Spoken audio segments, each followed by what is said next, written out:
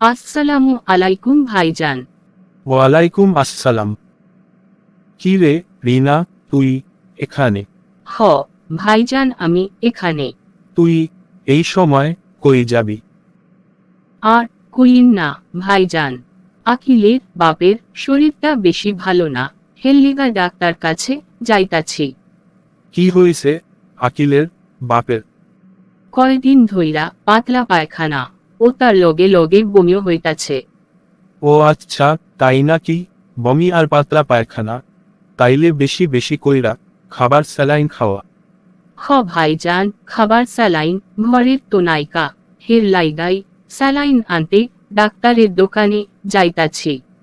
হ তাড়াতাড়ি যা, স্যালাইন লইয়া আয়। আমি তাইলে বাড়ি যাই।